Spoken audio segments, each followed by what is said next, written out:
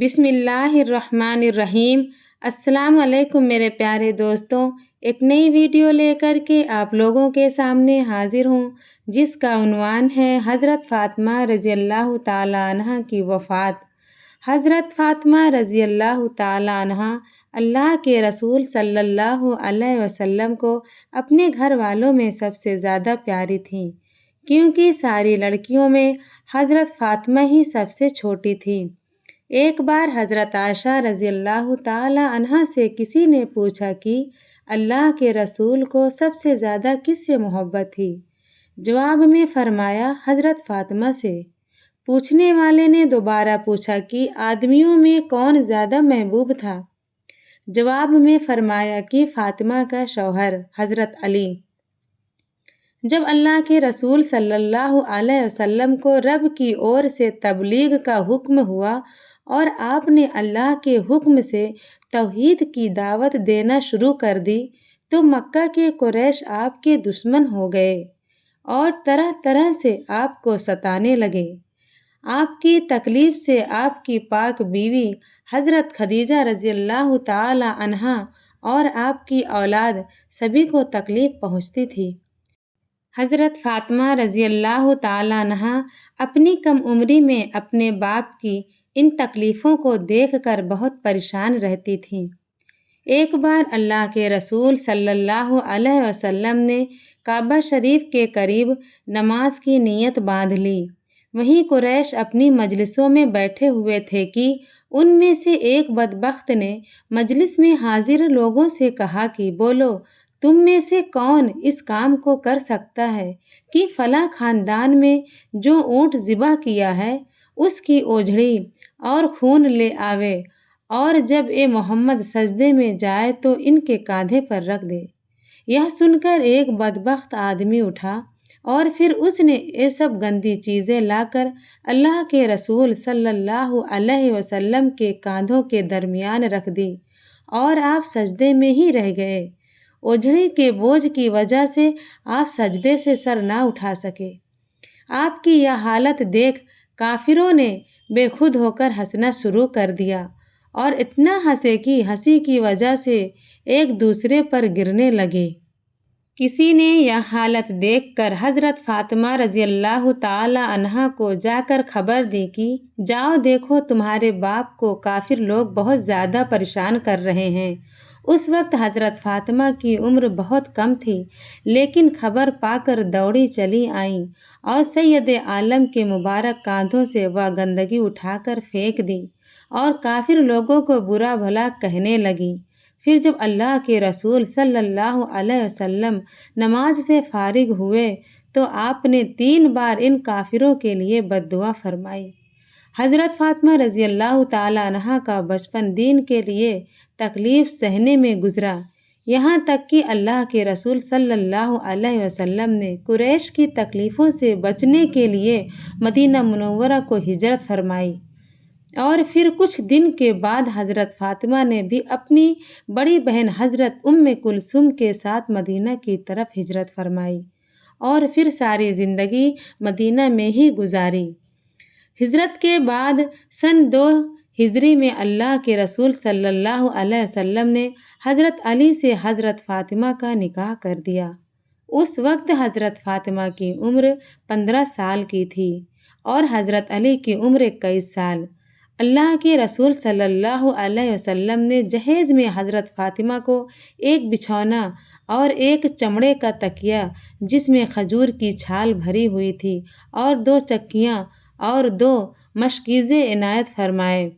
رخصتی کے دن عشاء کی نماز سے پہلے اللہ کے رسول صلی اللہ علیہ وسلم نے حضرت فاطمہ کو حضرت ایمن کے ساتھ حضرت علی کے گھر بھیج دیا۔ پھر نماز کے بعد خود ان کے یہاں تشریف لے آئے اور حضرت فاطمہ سے فرمایا کہ پانی لاؤ۔ وہ ایک پیالے میں پانی لے کر آئیں۔ آپ نے اس پانی سے اپنے منہ مبارک میں پانی لیا اور پھر اس سے ان کے سینے پر اور سر پر چھینٹے دیے اور اللہ سے ان دونوں کے لیے دعائیں مانگی۔ حضرت علی کوئی مالدار آدمی نہیں تھے، ان کے یہاں نہ سکھ تھا نہ آرام، न खाने पीने की चीज़ों की बहुतायत थी। घर में न बहुत सामान था, न घर कोई बहुत अच्छा बना हुआ था, न कोई खिदमतगार था। अल्लाह के रसूल सल्लल्लाहु अलैहि वसल्लम ने जो फ़क्र व फाका अपने लिए पसंद किया था, वही दामाद और बेटी के लिए पसंद फरमाया था। एक बार हज़रत फ़ातिमा आप सल्लल्लाहु अलैहि वसल्लम के पास आईं और कहा कि ए अल्लाह के रसूल, मेरे और अली के पास सिर्फ एक भेड़ की खाल का बिस्तर है जिस पर हम रात को सोते हैं और दिन को उस पर ऊँट को चारा खिलाते हैं। अल्लाह के रसूल सल्लल्लाहु अलैहि वसल्लम ने फरमाया कि ए मेरी प्यारी बेटी, सब्र कर, क्योंकि मूसा अलैहिस्सलाम 10 साल अपनी बीवी के साथ ऐसे रहे कि दोनों के पास सिर्फ एक चादर थी, उसी को ओढ़ते और उसी को रात को बिछाते थे। हज़रत फ़ातिमा की वफ़ात अल्लाह के रसूल सल्लल्लाहु अलैहि वसल्लम की वफ़ात के 6 महीना बाद हुई। हज़रत नबी करीम सल्लल्लाहु अलैहि वसल्लम की वफ़ात पर उनको बहुत ज़्यादा गम हुआ और आपके बाद जब तक हज़रत फ़ातिमा ज़िंदा रहीं, कभी हंसी नहीं दिखाई दी।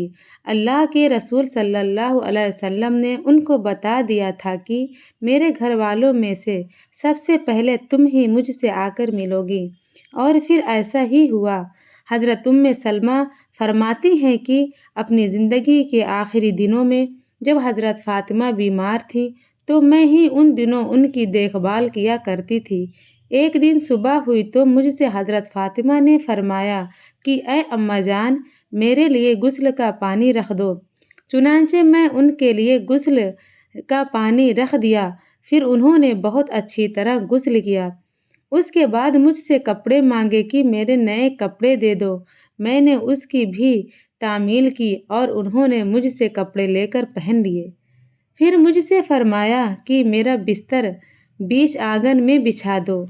चुनांचे मैंने उसकी भी तामील की और उनका बिस्तर बीच आंगन में बिछा दिया। इसके बाद वह किबला रुख होकर और अपना हाथ गाल के नीचे रख कर लेट गईं और मुझसे फरमाया कि ए अम्मा, अब मेरी जान जाती है, मैंने गुस्ल कर लिया है, अब मुझे दोबारा गुस्ल ना देना और इन्हीं कपड़ों में दफन कर देना। चुनांचे उसी वक्त इंतकाल फरमा गईं। हज़रत अली उस वक्त मौजूद ना थे, बाहर से तशरीफ़ लाए तो मैंने उनको खबर कर दी। हज़रत फ़ातिमा रज़ियल्लाहु ताला अन्हु की वफ़ात के बाद हज़रत अली उनकी याद में बहुत रोते थे। जब तक हज़रत फ़ातिमा ज़िंदा रहीं, हज़रत अली ने दूसरा निकाह नहीं किया। जब उनकी वफ़ात हो गई तो उन्हीं की वसीयत के मुताबिक उनकी भांजी हज़रत उमामा बिन्त ज़ैनब रज़ियल्लाहु ताला अन्हु से निकाह फरमाया। हज़रत फ़ातिमा रज़ियल्लाहु ताला अन्हा के अलावा अल्लाह के रसूल सल्लल्लाहु अलैहि वसल्लम की तमाम औलादों की आपकी मौजूदगी में ही वफ़ात हो चुकी थी। फिर आपके बाद हज़रत फ़ातिमा भी जल्द ही आपसे जा मिली।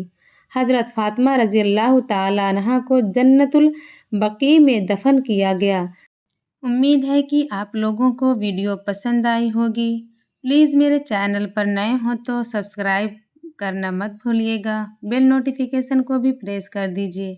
मिलते हैं एक नई वीडियो के साथ, तब तक अपना ख्याल रखें। अल्लाह हाफ़िज़।